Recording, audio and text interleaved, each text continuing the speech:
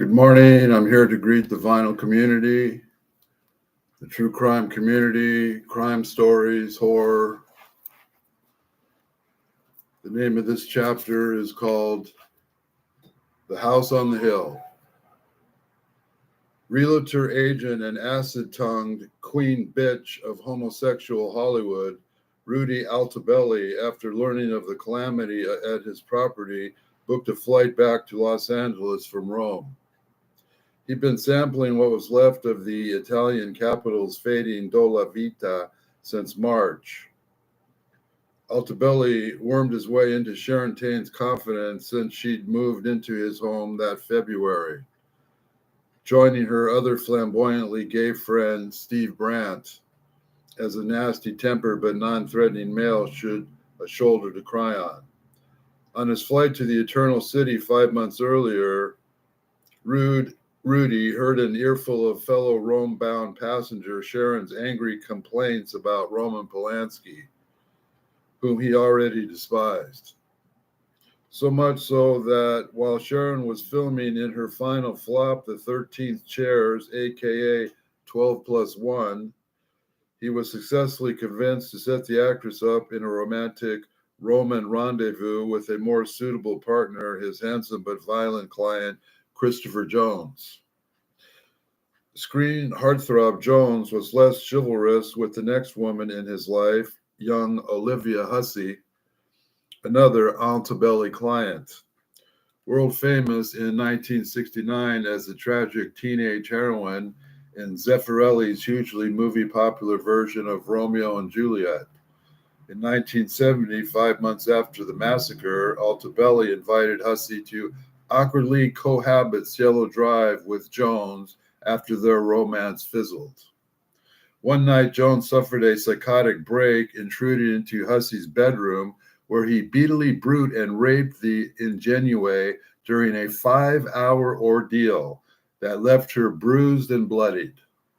Only 6 months after Tech's rampage, Hussey's rape brought more pain and violence to the house already drenched in doom. The supernatural malevolence of the place no doubt played a part, but so did the master of the house, Rudy Altobelli's habit of befriending assholes like Christopher Jones.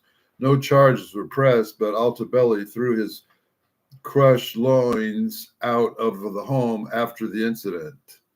And this was the dwelling Sharon Tate called her love house.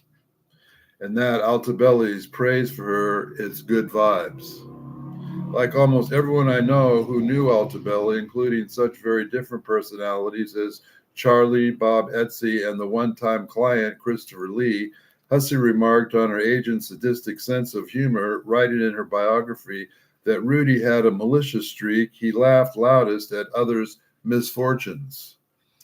She also noted with more relevance of the ceaseless drug dealing at Cielo that Rudy also loved his pot. Olivia Hussey not only dwelt in the Watson murder site with her former beau, Sharon Tate's lover, Christopher Jones, she also briefly dated Terry Melcher. Hussey soon split from Melcher, who she found brooding, moody, and always high. Needless to say, the shared Melcher-Altobelli drug abuse problem was what made Tex Watson such a welcome guest at Cielo Drive in '68. Despite Hussey's close connection to such prominent figures in the drama, she never indicated that the odd team of Terry and Rudy shared any of their close-guarded secrets with her. Just as the standard literature of the case misrepresents Sabring and Frykowski as unlikely house guests enjoying a quiet evening among friends, so has Altobelli's role in what happened been greatly marginalized. As the bridge between the time of Manson and Watson's many visitors to Cielo during the Terry Melcher residency in 1968 and the much briefer Polanski period, Altobelli witnessed the relationships between his tenants and the Manson commune firsthand. He knew Dennis Wilson's friends, the two Charlies, far better than he later admitted to all but his inner circle. A longtime user and low-level seller of cocaine and weed himself, Altobelli condoned his former renter Melcher allowing Dennis Wilson's friends Charles Watson and Dean Morehouse to sell acid from the Ciello's main house while he was away on business. In the mid-70s, Rudy dished to friends in his gay entourage about Melcher's sexual relations with Morehouse's teenage daughter, Ruth Ann, otherwise known as Ouch, or as Charlie says, it's like the sound of the wind, whoosh, as her sisters in Charlie's harem knew her. Altabelli later admitted that he already suggested in his flight home from Rome that the moody ex-con Charlie Manson and his friends were involved with his murders. The only reason he did not mention this to the police, his less than credible claim, was because they didn't ask. Elsewhere, he admitted that his lawyer advised him to shut his mouth. What he knew of the Watson-Melcher connection would incriminate him. Shortly after Altabelli's death, I asked Charlie for his impressions of Cielo Drive's owner. This is Charlie quoting about Altabelli. He did right. He knew he'd better do right, he said coldly. An Italian knows you never say anything you didn't tell you to say. Musician Bob Etsy, known as the creator of the disco sound, told me that the erstwhile friend and homemade Altabelli was still raging years later about Polanski. He never forgave the actor for allowing the indiscriminate Fatowsky to stay in his home conducting drug deals when he was in Italy, and yet with true Hollywood hypocrisy, when Melcher allowed Tex Watson to stay in Cielo to do exactly the same thing in '68, Altabelli didn't object. This either tells us that the low regard for Fatowsky was held in or suggested, as Charlie implied to me several times, that Rudy got a cut of Tex's earnings. It appears that when Watson was the resident drug dealer at Cielo during the Melcher, Bergen, Lindsay period, he was much more discriminating about what clients he invited over than Fatowsky was during the Polanski's absent occupancy.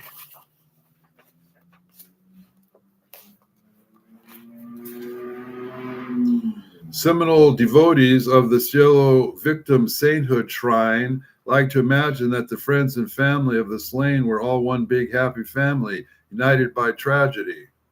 At one of their empathy for grieving widower Roman Polanski, this was far from the truth.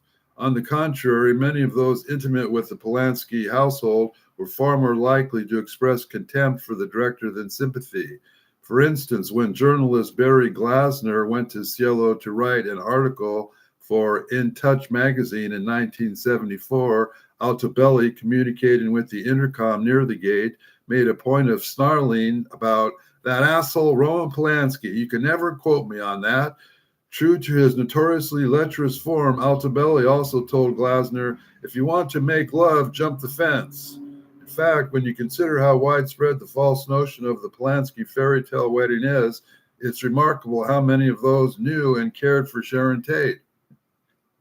Altabelli openly stated their contempt for Polanski. The late William Tennant, the director's former agent, that's Polanski's agent, William Tennant, charged with the grim task of informing his client of the news of his wife's murder upon identifying her body at the crime scene, bluntly said to author Tom O'Neill, Roman is shit. This little prick has left his wife alone with J.C. bringing Gibby and Wojtek, these wankers, these four tragic losers. Nobody gives a shit about Sharon Tate. What can the true believers of Helter Skelter's random murders and the happy couple, Roman and Sharon, say when an insider as close as Tate and Polanski, as Tennant called the crime a retribution, what killed Tate and wound up getting murdered because he was fucking around in London? Dr. Don Noyes Moore, Tennant's youngest brother and close friend of Tate's, now a Catholic chaplain, also said that he hated Polanski in a refreshingly honest 2019 interview entitled August 69, Episode 1, The Brother of the Movie Geeks United podcast. For a far more objective than unusual view of the circumstances that led to Watson's Cielo Drive overkill, I recommend that my readers listen to Dr. Moore's account of his visits to the Polanski household. Moore doesn't shirk account from confirming the same pedophilia that Charlie, who made no secret of his own taste for young lovers, also claimed was going on. Dr. Moore, a close friend of Sharon Tate, alleges that Polanski was very fond of young people, either sex. He was bisexual. Another of Sharon Tate's best friend, actress Joanna Pettit, what was she in, Valley of the Dolls or some other soap opera? Also blew the mainstream whitewashing of the Cielo crowd when she told Tom O'Neill, "I hate him." When asked of Polanski, Pettit, an eyewitness of her friend Sharon Tate's last afternoon on Earth, also punctured the commonly peddled idea that Frutowski and Folger were Tate's friends, and saying that Tate couldn't stand them and only tolerated their presence because of Polanski's stubborn refusal to get rid of them. Mrs. Pettit, one of the most striking British it girls of swinging 60s cinema, was also caught up in the curse of Cielo, recently suffering a serious freak accident that left her debilitated for some time. Sharon's former roommate and mutual friend of Peter's, Sheila Wells, whom Tate was supposed to visit on the night she was murdered, echoed Pettit's misgivings about Frico and Gibby when she told the German magazine Constance of the night in July, roughly 3 weeks before the murders. "I was with Sharon in the bedroom watching television," said Wells. "In the living room on the sofa sat Gibby and Frukowski. Sharon pointed at both of them and said, sighing, 'These people, I don't understand this. They are always stoned.'" There are many more equally damning quotes from Tate's associates easily available in the public record, and yet the rosy sentimental idea of the Polanski marriage and the supposed friendship of Tate with Frutowski and Folger endures. This fiction was most recently perpetuated at Hollywood's apologist and Harvey Weinstein protege Quentin Tarantino. We all know who Quentin is. In his extremely deceptive propaganda puff piece, Once Upon a Time in America, which indeed just as much of a fairy tale as its title suggests. Altobelli was far more only mutual associate of the Cielo crowd and the Spawn commune to exercise a curious discretion about their well-founded suspicions concerning Watson and Manson at the time when the police desperately appealed to the public for any clue. Within weeks, Bob Etsy told me both Altobelli and Melcher were calmly living back at the murder house.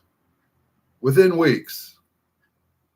They continued to get stoned out of their minds there, fearing neither cops nor killers.